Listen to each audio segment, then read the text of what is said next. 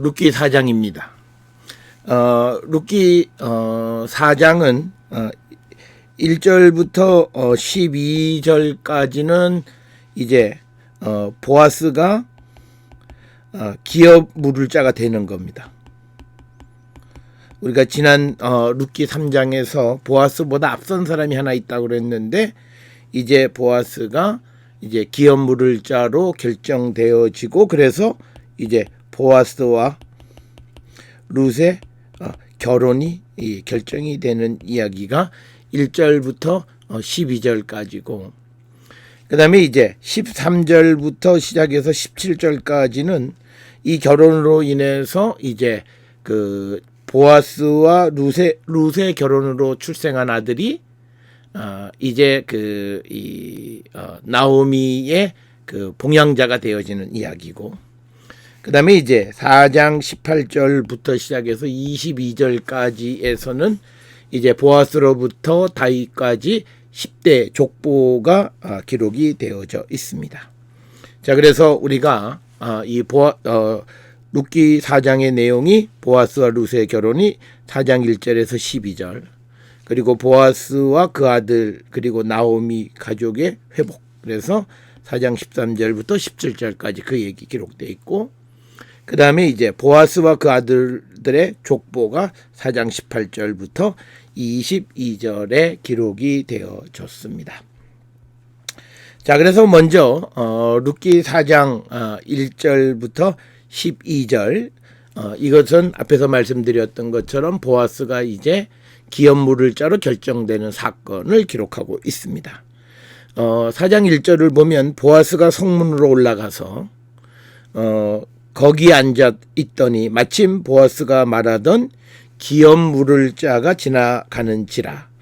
보아스가 그에게 이르되 아무개여 이리로 와서 앉으라 하니 그가 와서 앉았다라고 하는 겁니다.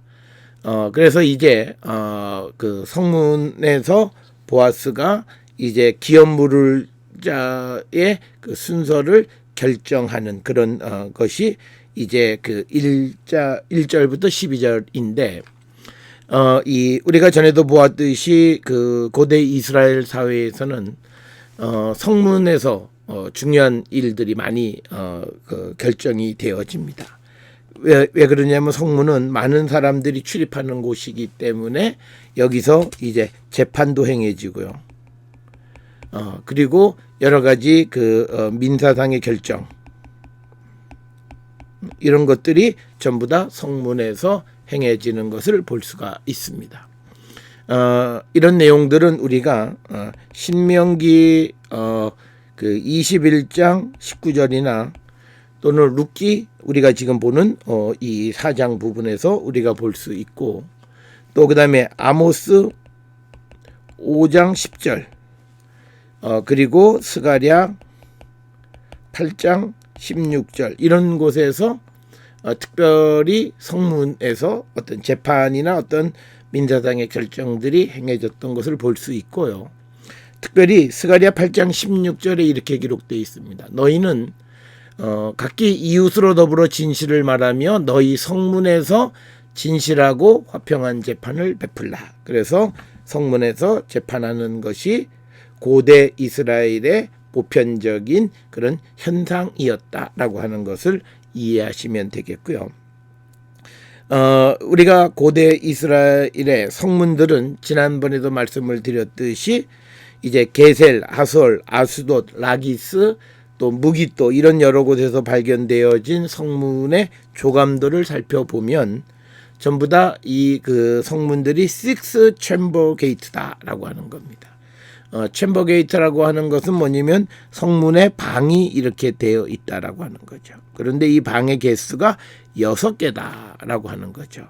그래서 우리가 이거를 6, 그다음에 챔버, 그다음에 게이트, 이렇게 부릅니다. 그래서 구약 시대 때 많은 성들의 성문이 6 챔버 게이트로 구성이 되어 있다. 그래서 게셀, 하솔, 아스돗, 라기스, 그리고 무기또 등 이런 모든 지역들은 고고학적으로 그 밝혀진 그런 유적들을 통해서 식스 챔버 게이트임을 우리가 알 수 있습니다. 자, 그래서 이제 2절에 보아스가 그 성읍 장로 10명을 청하여 이르되 당신들은 여기 앉으라 하니 그들이 앉으매. 그래서 여기서 이제 장로들이 재판을 행하는 것을 우리가 볼 수 있습니다. 우리가 이 장로라고 하는 말은 우리가 보통 보편적으로 이 장로는 그 의미가 이 사켄, 늙은 사람이다 이런 뜻이에요. 그러나 이 사켄들이 이것이 이제 포로 이후 시대로 가면서부터 이들이 특별한 사회 계층으로서 그 사회에 중요한 역할을 하기 시작했다라고 하는 거예요. 이런 사실은 우리가 예레미야 19장 1절이나 에스겔 27장 9절, 요엘 1장 2절, 2장 16절, 그리고 욥기 32장 9절 이런 등에서 보게 되면 이제 장로의 역할이 중요하게 등장해서 장로가 사회의 어떤 지도 계층을 형성하면서 그 역할이 강조되어졌던 것을 우리가 성경을 통해서 볼 수 있고, 또 오늘 본문처럼 지역 사회의 어떤 문제를 판결하는 재판관 역할을 감당했다라고 하는 것입니다. 따라서 보아스가 성읍의 장로 10인 10명을 청하여 당신들은 여기 앉으라 하니 그들이 앉았다, 이렇게 기록이 되어져 있고요. 자, 그래서 이제 3절에 보아스가 그 기업 물을 자에게 이르되 모압 지방에서 돌아온 나오미가 우리 형제 엘리멜렉의 소유지를 팔려 함으로, 이렇게 되는 거죠. 그러니까 뭐냐면 보아스는 이제 어떤 기업 물을 자 아무개한테 이제 뭐냐면 이제 나오미가 자기의 소유지를 팔려 한다라고 하는 거죠. 이 엘리멜렉의 소유지를 팔려 한다라고 하는 겁니다. 그래서 그것을 살 사람을 이제 결정하는 거예요. 이제 3절에서 보아스가 이 사람에게 그 얘기를 했을 때 이 기업 물을 자는 자기가 그거의 책임자, 자기가 그것을 사야 되는 사람인 줄 아는 거죠. 그래서 이제 보아스는 룻기 3장에서 룻에게 말했듯이 기업 물을 자가 있는데 그가 물으지 않으면 자신이 물으겠다라고 하는 것, 그 말에 의해서 지금 법적인 절차를 밟아가는 겁니다. 그러니까 4절에 내가 여기 앉은 이들과 내 백성의 장로들 앞에서 그것을 사라고 너에게 말하여 알게 하려 하였노라. 만일 내가 물으려니와 만일 내가 물으지 아니하려거든 내게 고하여 알게 하라. 너의 다음은 나요? 그 외에는 물을 자가 없느니라 하니 그가 이르되 내가 물으리라 하는지라. 내가 사겠다, 이렇게 얘기하는 거죠. 그래서 보아스가 이제 그것을 기업 물을 자에게 물으니까 장로들 앞에서 그가 내가 사겠다, 이렇게 대답을 한 겁니다.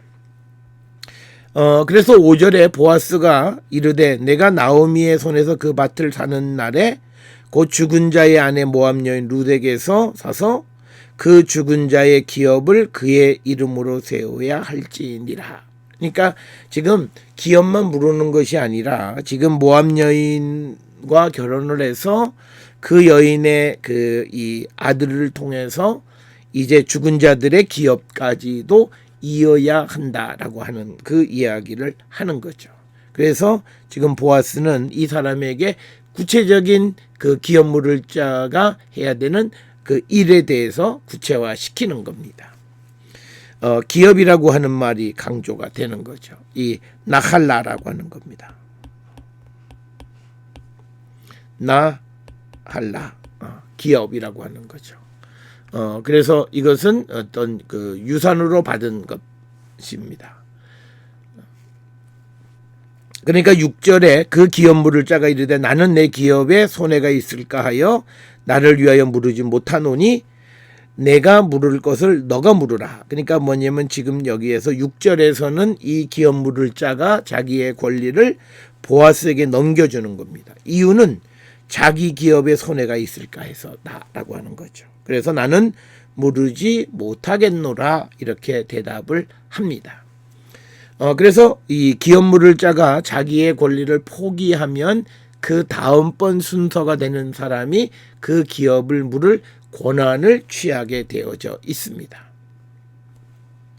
그러니까 7절에 옛적 이스라엘 중에는 모든 것을 무르거나 교환하는 일을 확정하기 위하여 사람이 그의 신을 벗어 그의 이웃에게 주더니 이것이 이스라엘 중에 증명하는 전례가 되었다라고 하는 겁니다. 그러니까 이제 룻기 4장 그 7절부터 8절에서는 신발을 벗어 던지는 이제 의식이 등장하는 거예요. 이건 뭐냐면 내가 그 이 신을 벗어서 그 이웃에게 주는 것 뭐냐면 그 이 무르거나 교환하는 것을 확증하는 방식이에요. 그런데 여기서는 기업 물을 자가 자기의 물을 것을 이제 보아스에게 넘겨주는 거죠. 그러니까 그때 신을 벗어서 이제 그 일을 확증하는 관습을 따라 행하라라고 하는 겁니다. 특별히 이렇게 신을 벗어서 이웃에게 주는 관습은 신명기 25장 5절에서 10절에 자세하게 기록이 되어져 있습니다. 신명기 25장 5절부터 10절에 보면 형제들이 그와 함께 사는데 그중 하나가 죽고 아들이 없거든 그 죽은 자의 아내는 나가서 타인에게 시집가지 말 것이요 그의 남편의 형제가 그에게로 들어가서 그를 맞이하여 아내로 삼아 그의 남편의 형제의 의무를 그에게 다 행할 것이요 그 여인이 낳은 첫 아들이 그 죽은 형제의 이름을 잊게 하여 그 이름이 이스라엘 중에서 끊어지지 않게 할 것이니라. 그러나 그 사람이 만일 그 형제의 아내 맞이하기를 즐겨하지 아니하면 그 형제의 아내는 그 성문으로 장로들에게 나아가서 말하기를 내 남편의 형제가 그의 형제의 이름을 위하여 이스라엘 중에 있기를 싫어하여 남편의 형제된 의무를 내게 행하지 아니하나이다 할 것이요. 그러면 8절에 그 성읍의 장로들은 그를 불러다가 말할 것이며 그가 이미 정한 뜻대로 말하기를 내가 그 여자를 맞이하기를 즐겨하지 아니하노라 하면 그의 형제의 아내가 장로들 앞에서 그에게 나가서 그의 발에서 여기 나오는 거죠. 신을 벗기고 그다음에 그의 얼굴에 침을 뱉으며 이르기를 형제의 집 세우기를 즐겨 아니하는 자에게는 이같이 할 것이라 하고 이스라엘 중에서 그 이름을 신벗김 받은 자의 집이라 부를 것이니라. 이렇게 신명기 25장 10절에 기록이 되어져 있습니다. 특별히 신발을 벗긴다라고 하는 것은 고대 이스라엘에서 신발은 힘이나 소유, 통치의 상징이었습니다. 그래서 우리가 사무엘하 15장 30절이나 또는 이사야 20장 2절에서 4절이나 에스겔서 24장 17절 등에 보면 다윗이 맨발로 걸었다는 건 힘이 없어졌다라고 하는 것. 그리고 그가 매우 천한 존재가 되었음을 상징적으로 보여주는 게 신을 벗기는 겁니다. 그리고 또한 신발을 넘겨준다라고 하는 것은 소유권의 이동을 상징하기도 합니다. 그래서 구약성서에서는 어떤 땅에 발을 들여놓는 것은 곧 그 소유권을 인정하는 것이 되고 그리고 그 소유권을 넘겨줄 때는 신발을 벗어서 넘겨주는 그런 관습을 우리가 볼 수 있습니다. 따라서 우리가 룻기 4장 7절에 나타나 있는 이런 행동은 신명기 25장 9절보다도 이후에 되어진 그런 관습이다라고 하는 것을 우리가 짐작할 수 있습니다. 따라서 8절에 이에 그 기업 물을 자가 보아스에게 이르되 내가 너를 위하여 살아 하고 그의 신을 벗는지라. 그래서 기업 물을 자가 권리를 양도하는 거죠. 그래서 이거의 상징이 신발을 벗는 거죠. 그것을 이제 8절에서 이제 보여주는 겁니다. 소유권을 넘겨줬다. 그러니까 이제 9절에 보아스가 장로들과 모든 백성에게 이르되 내가 엘리멜렉과 기련과 말론에게 있던 모든 것을 나오미의 손에서 산 일에 너희가 오늘 증인이 되었다 이렇게 이야기를 합니다. 우리가 고대 이스라엘에서 증인은 신명기 19장 15절에 보면 2인 이상이 되게끔 되어 있어요. 그런데 여기는 장로가 벌써 10명 이상이 있기 때문에 증인으로서 증거 능력이 충분하게 되고, 그래서 보아스가 장로들과 백성들 앞에서 이제 그 모든 것을 정상적으로 자기에게 넘어왔다라고 하는 것을 이제 선포하는 것이 9절이 되겠고요.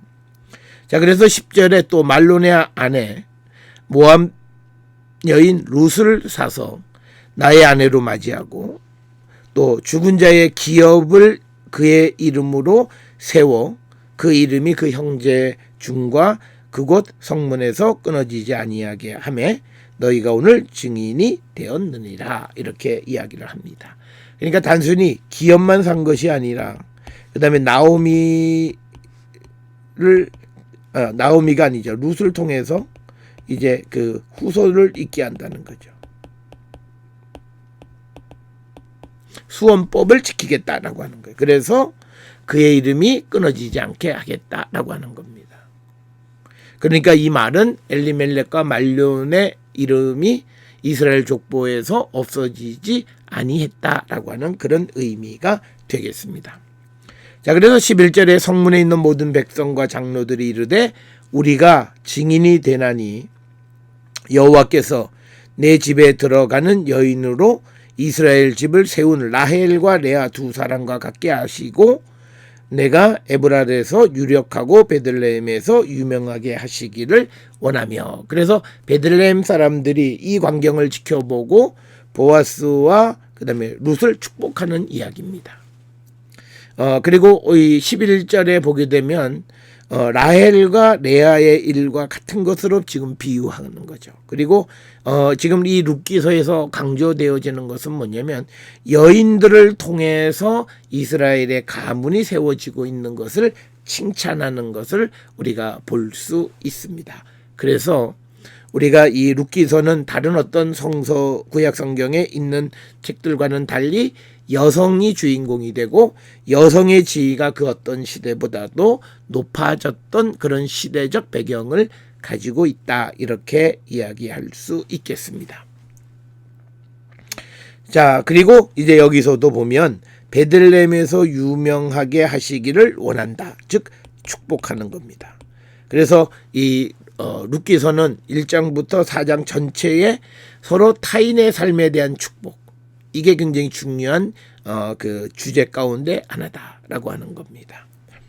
자, 그래서 12절에 여호와께서 이 젊은 여자로 말미암아 너에게 상속자를 주사 내 집이 다말이 유다에게 낳아준 베레스의 집과 같게 하시기를 원하노라. 즉 여기서 보게 되면 다말과 유다 사이에서 낳은 아이, 즉 베레스처럼 되어질 것이다 라고 하는 겁니다.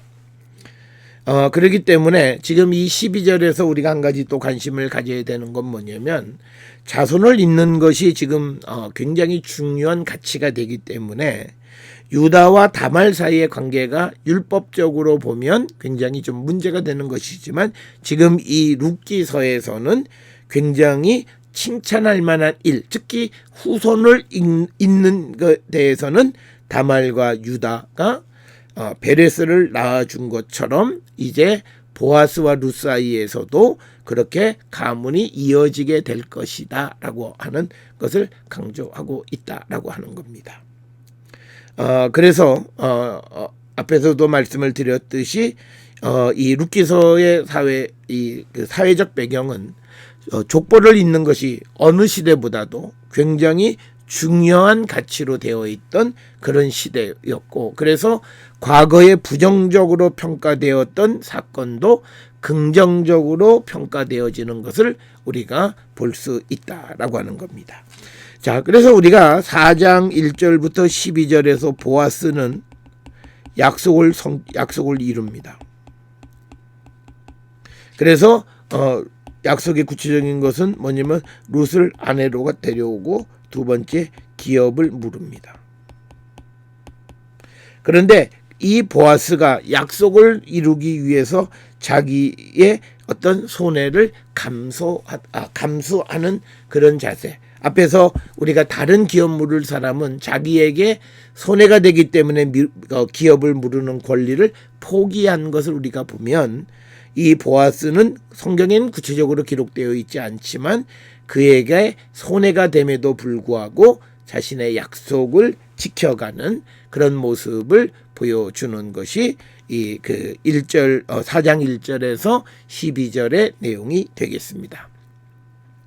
자, 이제 룻기 4장 13절부터 17절은 나오미가 아들을 얻는 이야기를 기록하고 있습니다. 그래서 13절에 이에 보아스가 룻을 맞이하여 아내로 삼고 그에게 들어갔더니, 여기서 그에게 들어갔다라고 하는 말은 동침하였더니 라는 뜻이에요. 그래서 여호와께서 그에게 임신하게 하심으로 그가 아들을 낳은지라. 지금 여기에서 중요한 것은 생명은 하나님에게 속해 있다라고 하는 거죠. 그래서 하나님께서 룻을 임신하게 하심으로 그가 아들을 낳았다라고 하는 것. 그래서 고대 이스라엘에서 자녀의 출생은 절대적으로 하나님의 선물임을 강조하고 있다라고 하는 겁니다. 자, 그래서 오늘 이 13절에서 즉 모압 여인을 아내로 맞이했다는 것이죠. 그러니까 이방 여인 중에서 개종한 여인이죠. 이 여인을 아내로 맞이하는 보아스의 모습입니다. 그런데 하나님께서 이 두 사람 보아스와 룻의 결혼을 축복하신다라고 하는 거죠. 축복은 뭐냐면 임신을 허락하셔서 아들을 주셨다라고 하는 겁니다. 자, 그래서 우리가 이 룻기서의 사회적 배경이라고 하는 것은 전통적인 구약성서가 보여주는 사회적 배경과는 굉장히 다른, 그리고 다른 가치관을 가지고 있는 것을 우리에게 보여주고 있고요. 자, 그래서 이제 14절에 여인들이 나오미에게 이르되 찬송할지로다. 여호와께서 오늘 내게 기업 물을 자가 없게 하지 아니하셨도다. 이 아이의 이름이 이스라엘 중에 유명하게 되기를 원하노라 라고 하는 거죠. 그래서 여기에서도 이제 강조되는 게 뭐냐, 여인들이 등장해서 나오미를 칭송하고, 또 그리고 여호와께서 그 기업 물을 자를 허락해 주신 것에 대해서, 그리고 그 아이의 이름이 이스라엘 중에서 유명하게 되기를 원한다라고 하는 소위 축복의 메시지를 전달하는 것이 14절의 말씀이 되겠습니다. 자, 그러니까 이제 그 나오미가 그 아이에 대해서 이는 내 생명의 회복자이며 내 노년의 봉양자라. 그러니까 이 말은 그 마을 사람들이, 여인들이 얘기하는 거죠. 이는, 그 아이는 나오미의 생명의 회복자. 즉 뭐냐면 그 이제 메시브 네페시라고 하는 말로서 생명의 회복자는 하나님이 주시는 거죠. 예수 그리스도께서 온 인류의 생명의 회복자시잖아요. 마찬가지로 지금 이 나오미에게도 생명의 회복자를 주시는 분은 하나님이시고, 그리고 이는 내 노년의 봉양자라라고 하는 거죠. 곧 너를 사랑하며 일곱 아들보다 귀한 내 며느리가 낳은 자로다. 즉 뭐냐면 모압 여인이기도 하지만 그러나 그 여인의 행실을 칭송하는 거죠. 칭송하는 거죠. 그래서 일곱 아들보다도 나은 그 귀한 그런 사람이다. 이렇게 이야기를 하는 거고요. 그래서 이제 나오미가 아이를 받아 품에 품고 그의 양육자가 되었다라고 하네요. 문제로는 그의 보호자, 즉 오메네트라고 하는 말이죠. 양육자는 보호자가 됐다라고 하는 말입니다. 자, 그러니까 17절에서 그 이웃 여인들이 그에게 이름을 지어주되 나오미에게 아들이 태어났다 하여 그 이름을 오벳. 그러니까 뭐냐면 나오미를 봉양하는 자다라는 뜻이에요. 나오미의 오벳은 종이라는 뜻입니다. 그는 다윗의 아버지인 이새의 아버지였다. 그런데 이 17절에서 중요한 것은 뭐냐면요, 아이의 이름을 여인들이 지어줬다는 거예요. 그러니까 룻기가 여인의 역할이 강조되는 거예요. 아이를 낳는 것뿐만 아니라 이름을 지어주는 거죠. 이게 보통은 아버지가 주던 것을 이제 그 여인들이 이 역할을 감당한다라고 하는 것이고요. 그 다음에 이 아이의 이름은 오베드입니다. 오베드. 즉 뭐냐면 아바드가 일하다, 그러니까 일하는 자, 그런 뜻이죠. 그러니까 그 나오미를 위해서 일하는 자다라고 하는 뜻이 되겠습니다. 우리가 그 여인들이 그 이름을 지어주는 경우가 극히 이례적인데, 성경에 보면 그 엘리 제사장의 며느리이며 비느하스의 부인이 시아버지와 남편이 죽었다는 소식을 듣고 아이의 이름을 이가봇 이렇게 부릅니다. 그때 이 이가봇이라고 하는 이름은 부모가 준 것이 아니라 사실 다른 사람들이 지어진 이름이죠. 그러니까 아버지가 지어주지도 않고 그 다음에 어머니도 아니고 다른 사람. 또 그 다음에 사무엘하 12장 25절에 보면 다윗의 아내 밧세바가 아들을 낳자 여호와께서 나단을 통해서 여디디아라는 이름을 지어줍니다. 원래 부모는 솔로몬이라고 이름을 지었지만 하나님은 여디디아다라고 하는 이름을 지어 주었다라고 하는 겁니다. 또 누가복음 1장 59절에 보면 엘리사벳이 아이를 낳자 이웃과 친척들이 그 이름을 사가랴로 불렀다라고 하는 거죠. 그럴 때 이제 엘리사벳과 그 남편 사가랴가 이에 반대하고 요한이라 불렀다라고 하는 거예요. 그러니까 이웃 사람들과 이웃 친척들이 이름을 지어주려니까 그걸 거절했다는 거죠. 그래서 우리가 보편적으로는 아버지가 이름을 지어주는 건데 여인이 지어지는 이름을 지어주는 것은 매우 이례적인데 그 이례적인 것이 이 룻기 4장 17절에 기록되어져 있다라고 하는 겁니다. 자, 그래서 그가 다윗의 아버지인 이새의 아버지였다라고 하는 거고요. 자, 그 다음에 이제 18절부터 22절까지에는 이제 베레스로부터 다윗까지 10대간의 족보에 대해서 기록하고 있다라고 하는 겁니다. 그래서 18절에 보면 베레스의 계보는 이러하니라. 베레스는 헤스론을 낳고 이렇게 기록이 되어 있습니다. 그래서 그 다음에 헤스론은 람을 낳고 람은 암미 나답을 낳았다. 여기서 헤스론이라고 하는 말의 이름은 정확하게 이름의 뜻이 무엇인지는 알 수 없어요. 그런데 창세기 46장 12절에 얘만 가나안에서 출생을 했어요. 그리고 이제 헤스론이 낳은 아들의 이름이 람입니다. 그리고 람은 아미나답을 낳고 아미나답은 그 말의 의미가 내 백성은 관대하다 이런 뜻이 되겠고요. 그 다음에 20절에 아미나답은 나손을 낳고 나손은 살몬을 낳다. 나손이라고 하는 말은요. 이 이름은 낙숀 이렇게 되죠. 낙숀. 그러니까 나하시 뱀이라고 하는 루트를 어근이의 뱀이에요. 나하시. 거기에 작다라고 하는 의미의 온이 붙은 거죠. 그 다음에 이제 살몬이라고 하는 거죠. 이 살몬은 이름이 이 원문에는 살몬이 아니라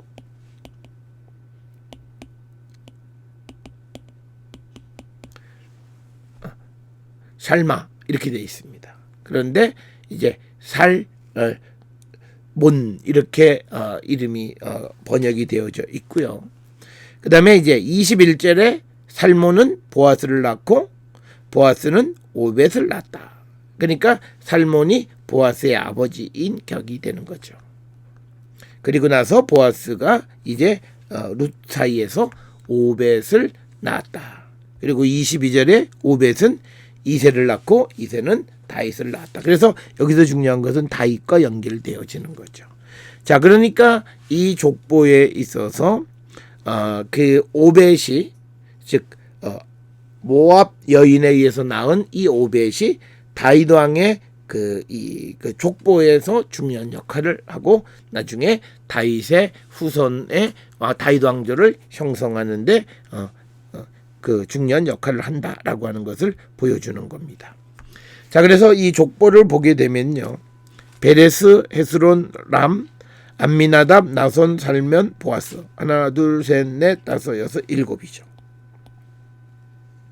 보아스가 가운데 들어있고 그 다음에 오벳, 이새, 다윗 이렇게 되어 있습니다. 보통 우리가 그 구약시대에 등장하는 여러 족보들이 있습니다.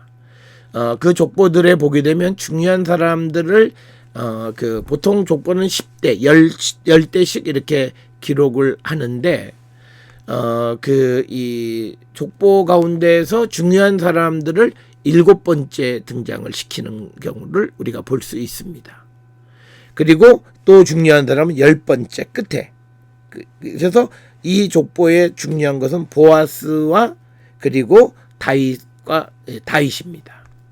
그래서 보아스가 다윗 가문을 형성할 만큼 왕성했다라고 하는 것이 이 말씀이고, 자, 그래서 이것은 룻기 4장 11절 12절에 보게 되면 베들레헴에서 유력하게 하시기를 원하고, 그리고 여호와께서 이 여자로 말미암아 상속자를 주사 내 집이 다말이 유다에게 낳아준 베레스의 집과 같게 하시기를 원하노라 하시는 그 축복이 어떻게 이루어졌나를 보여주면서 베레스로부터 이어지는 이 족보가 다윗에까지 이어짐을 보여주는 그런 족보가 되겠습니다. 자, 우리가 이 룻기 4장의 신학에 대해서 이 룻기가 강조하는 신학이 하나 있다라고 하는 겁니다. 그것은 뭐냐면 이제 비어서 돌아온 사람, 빔, 이 자들이 이제 채워졌다라고 하는 겁니다. 이건 뭐냐면 하나님께로 가면 채워주신다라고 하는 거죠. 그래서 빔이 어떻게 채워지는가를 우리에게 보여주는 중요한 책이다. 그리고 또 하나는 이것은 사회적으로 경제적으로 또 법적으로 약자였던 이방인이며 과부였던 두 여인 룻과 나오미가 어떻게 고대 사회에서 지위를 회복해 가는가를 보여주는 굉장히 중요한 그런 구절이 되겠고, 그 회복의 가장 중요한 것은 하나님을 의지한 것이며, 여기에 쓰임을 받은 보아스라고 하는 사람은 이 자비를 베풀었다라고 하는 거죠. 그것으로 말미암아 이 두 여인 룻과 나오미가 그의 모든 것을 회복하게 되어졌다라고 하는 거예요. 그래서 이 룻기 4장에서 보여주는 것, 그리고 룻기 전체에서 보여주는 건 뭐냐면 사회적 약자 그리고 다문화 가족이 어떻게 더불어 살아갈 수 있느냐, 그것은 그들이 하나님께로 돌아가면 그들에게 자비를 베풀어 줘서 그들이 사회적, 경제적, 법적 지위를 회복하게끔 도와주고 배려하는 역할을 해야 한다라고 하는 것을 우리에게 보여주는 그런 말씀이 이 룻기 4장에서도 등장을 합니다. 자, 그래서 오늘 우리가 이 룻기를 마무리하면서 룻기에서 가장 보여주는 중요한 이슈는 뭐냐면 사회적 약자들이 어떻게 채워지는가라고 하는 거예요. 하나님에 의해서 채워지기도 하지만 그러나 하나님이 채우실 때 사람들의 배려를 통해서, 자비를 통해서 그들이 회복되어지고 채워지는 삶을 살아간다라고 하는 것이고요. 그리고 또 하나는 다른 이방 사람이 어떻게 이스라엘 사회에 그들이 동화되어지고 그곳에서 정착할 수 있겠는가. 중요한 것은 그들이 하나님의 날개 밑으로 돌아왔을 때 그들에게 대한 자비와 긍휼을 베풀어주는. 그래서 이 룻기서는 이제 다문화 사회로 들어선 우리 한국 사회에 굉장히 중요한 하나의 지침서가 될 뿐만 아니라 또 우리가 남북 통일의 시대를 준비할 때에 어떻게 우리가 북한 동포들을 대할 것인가라고 하는 그 하나의 가이드를 제시해 주는 것, 그것이 바로 룻기서고, 그것의 핵심은 은혜를 베푸는 것이다. 자비를 베푸는 것이다 라고 하는 거고, 또 하나는 그들의 권리를 인정해 주는 거죠. 그들이 약하다고 해서 그 권리를 빼앗는 것이 아니라 그들의 권리를 우리가 인정해 주는 것이고, 세 번째는 그들을 우리가 축복하는 거예요.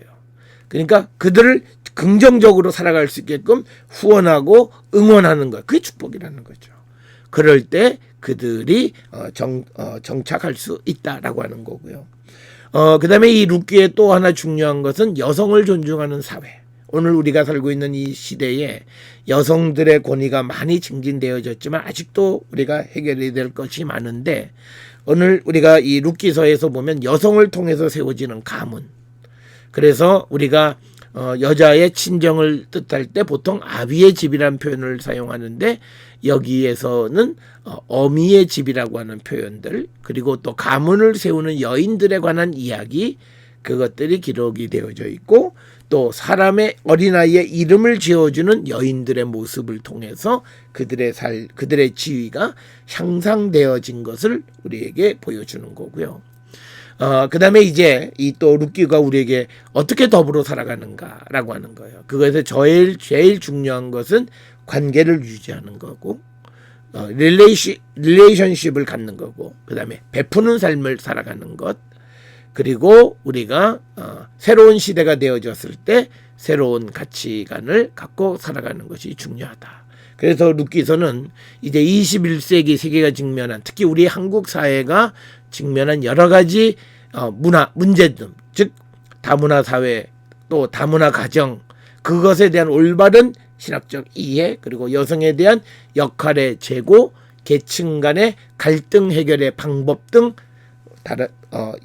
그것들을 우리에게 제시해 주는 것이 룻기서다. 그래서 룻기는 우리가 처음 말씀드렸었던 것처럼 단순한 우리가 고부간의 관계 효도만을 의미하는 책이 아니라 그것보다는 훨씬 더 넓은 지평의 신학적 메시지를 제시해 주는 책이고, 21세기 미래를 향한 우리에게 필요한 책임을 우리가 깨달을 수 있고, 이 룻기가 우리에게 주는 말씀을 우리가 깊이 새겨서 우리 사회를 바꿔나가는데 앞장설 수 있기를 바랍니다.